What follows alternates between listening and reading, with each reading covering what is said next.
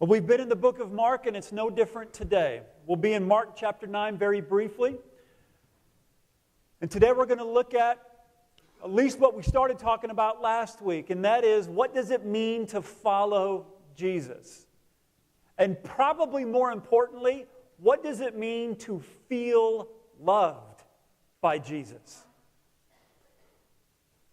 So as Mark 9 starts, Jesus leads Peter, James, and John up a high mountain. And then something amazing happens when they're up there. Something unprecedented that had never happened before.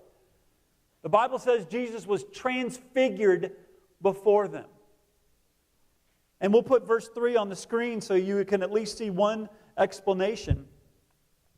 According to Peter's memory, it says, his clothes became dazzling white, whiter than anyone in the world could bleach them.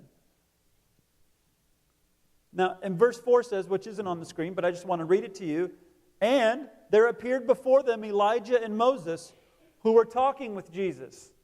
People who had long since passed, and now all of a sudden they're up there on this high mountain. So here is the most intellectually sound explanation I can give you as to what's happening with the transfiguration. The most theologically sound thing I can say. This is wild. I don't know what's going on.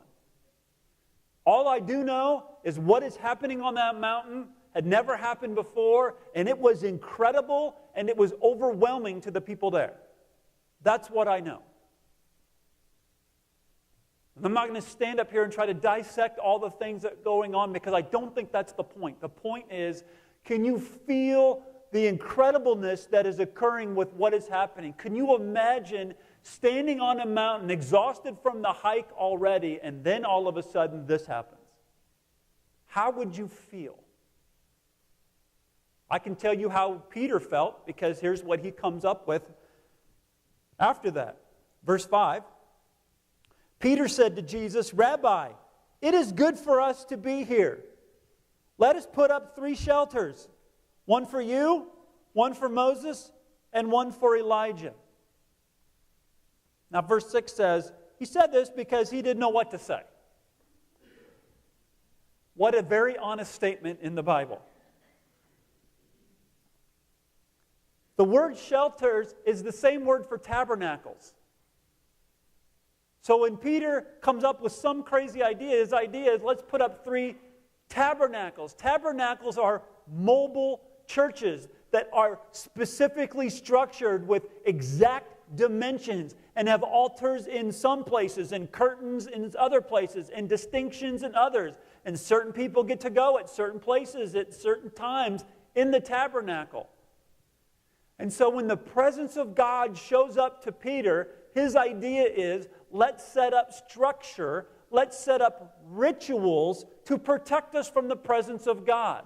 Because for over 1,000 years, that's what happens when God's presence shows up. It is so mighty, it is so overwhelming, we need protection from it. We need help to manage His presence. So my idea, let's put up what's been done for 1,000 years before. Ritual, structure, organization, to protect us from the most powerful force that the universe has ever imagined.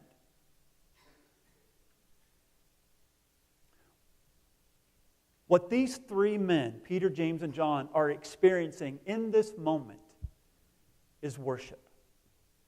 Because worship to me is boiled down to just simply the very presence of God.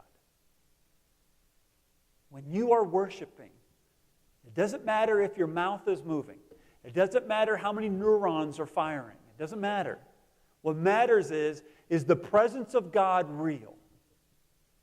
It doesn't matter which hymns we are singing or not singing. It doesn't matter if you know the words to the songs or not. It doesn't matter if you like the light bulbs or not. It doesn't matter if you think stained glass is beautiful or annoying. It doesn't matter. It doesn't matter if you like green carpet or don't like green carpet. It doesn't matter how hot or warm it is in the building. It matters is the presence of God there. That's what matters. And the presence of God showed up in an incredible in an amazing, in an unforgettable way. These people were experiencing the presence of God. That's worship. So they leave this incredible mountaintop experiencing, feeling more energy, more amazement, more wonder than they have probably ever felt in their entire life. And as they are coming down off this mountain, verse 9, as they were coming down the mountain, Jesus gave them orders not to tell anyone what they had seen until the Son of Man had risen from the dead.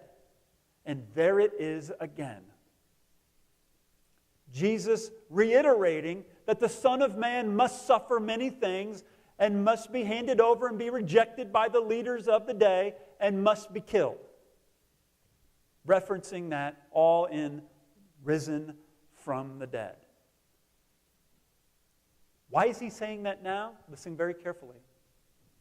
Because whenever the presence of God is drenched over you and me, it is always to prepare us for the purpose that is before us. The presence of God's drenching is to prepare us for our mission, for the tasks ahead of us, for the challenges we face, for the decisions that are before us day in and day out. And some of you are at crossroads. Some of you have things before you that are so overwhelming you don't know where to begin, how to sort it out, how to feel about it. And some of you may think if the presence of God would just come over me like it did there, I would get clarity. And I would say, yes, you would. It would give you clarity for your purpose. Do you see the clarity Jesus is giving these men who have just been overwhelmed by the presence of God for their purpose? And the purpose is that one day, men, I'm going to be gone. And one day, each of you will suffer for your faith. Each of you. Because of what you believe and what you feel. You will be persecuted. You will be taken advantage of. You'll be run through the mill for what you believe. And the presence of God is to strengthen you to do that. Have you ever experienced something like that? Now, maybe not in a spiritual way. Have you ever experienced it in a human way? Has the presence of somebody's love or confidence or compassion ever helped you face some fear that you have or some problem or suffering that you are in? I can think of two examples that I felt this very powerfully in my own life. When I was a first-year teacher and coach, I was the varsity girls basketball coach, and our team qualified for the state tournament. And I was nervous as could be. One, because it was the first time in my state's history in 1996 that a first-year coach had led a team to the state tournament that had never been there before in boys or girls sports. So I made history. Really not me. It was Abby Brown, our 5'10" senior guard/forward, who was making history, but somehow I got attached to that credit. But I was scared to death. What do I know about this? I never participated in the state tournament. I was the team that good teams use to pad their record to get to the state tournament. What do I know about doing this? And I remember 2 days before the state tournament, this anxiety is beginning to set in on me. How am I going to lead them? What do I know?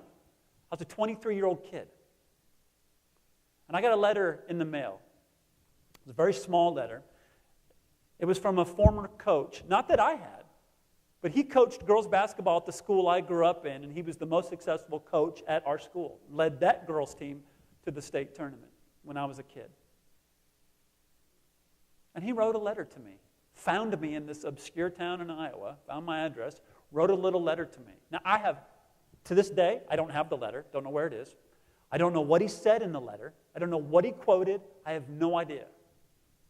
I just know how it made me feel. I know whatever he said, it was along the lines of, I've seen you in action, and I believe you can do this. And that filled me with confidence that I didn't have before. Have you ever experienced something like that? I remember dealing with some incredibly overwhelming legal problems at a church. And I called a friend of mine who is not only a pastor, he's a lawyer for the International Justice Mission. And as I was running these problems through him, he was giving me clarity. He was talking to me like I wasn't an idiot, which I completely felt like one. And I didn't know how I was going to lead our church or even myself just get through the whole process. And at the end of the conversation, on the phone, he said, Flick, I just want to pray for you. And so he did. Now, I don't know what he prayed. I don't remember one word he said. I just remember how I felt at the end of the conversation. I felt like I had more resolve. I felt like I could actually go through this. I felt like I could persevere in ways I didn't feel before he and I spoke. Have you ever had an experience like that where the presence of somebody's love, somebody's words, gave you something extra, some strength that you didn't have before? Have you ever done that or been there? Some of you don't even know it, but you've supplied that for someone else. Probably. Now, here's why I bring that up.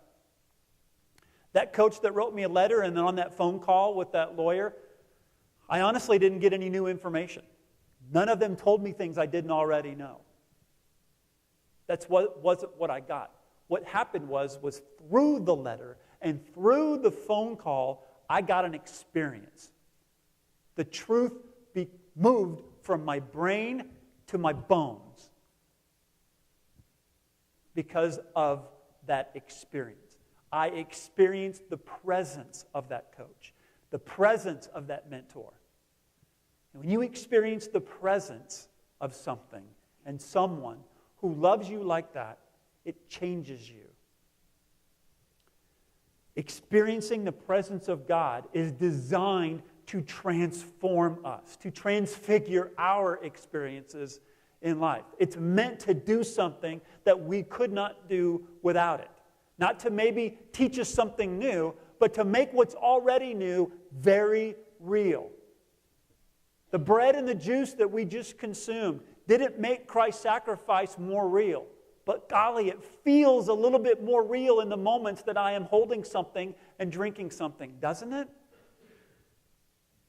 It's the reason religious people anoint with oil. There's no magic in the oil. It just makes what's happening invisibly actually feel like it's happening physically. That's all it's for.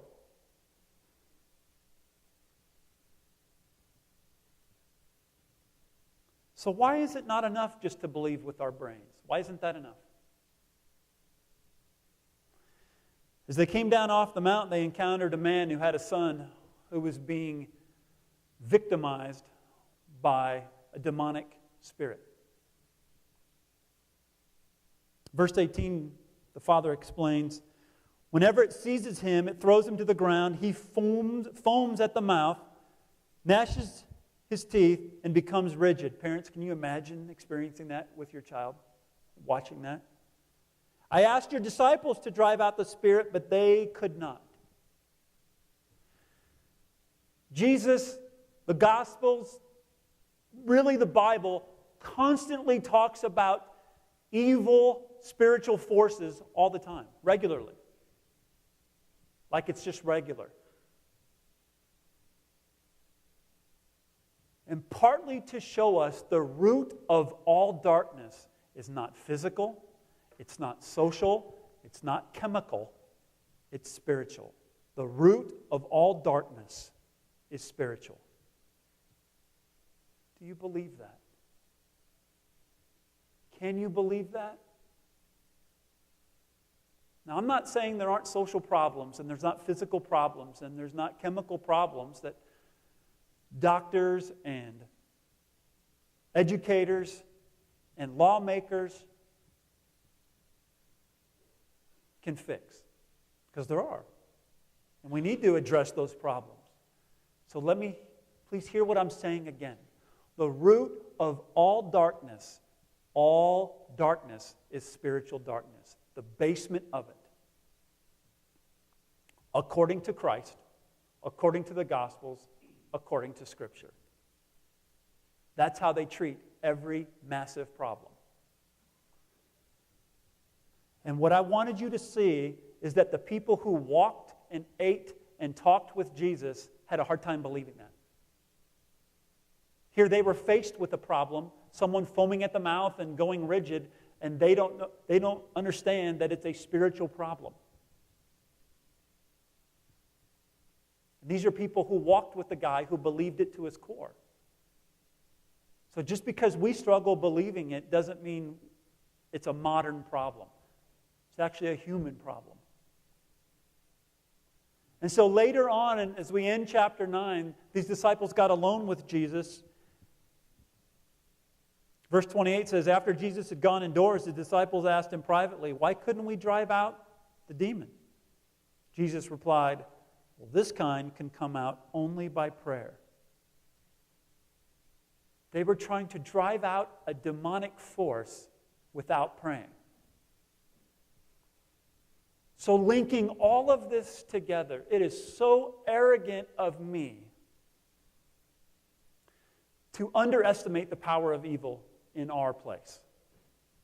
And it's also very arrogant of me to overestimate my ability to conquer the problems that lie before me with physical solutions, with social solutions, with judicial solutions, with educational solutions, with chemical solutions. It is arrogant of me to believe that those kind of approaches will get to the core of the problem. They will not. Darkness in Hereford, Texas, in our community, will only be pushed back, will only be driven back by prayer.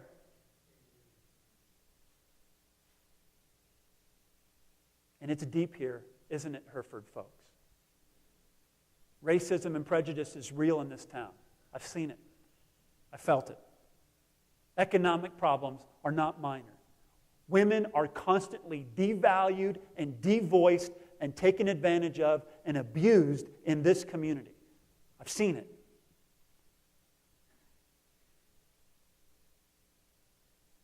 Folks are taken for granted all the time. There is corruption. I've seen it. There are violent threats. I've heard them. I've read them. There's a massive substance abuse problem in our community. There are young people who have to go through bullying almost every other day of their life. These problems are real, and they're dark. And there's no medication that's going to fix this. There's no amount of new structure we can put in our educational systems that's going to fix it. There's no new laws we can do. There's no new policies we can create. There's no new... you may put a Band-Aid on it, but that's all you're going to do, because the root of every one of those things I said is a spiritual problem. It's darkness. It's evil forces at work to destroy whatever is good and pure and lovely and holy and godly. All of it. How are we going to drive back this darkness, church? Town?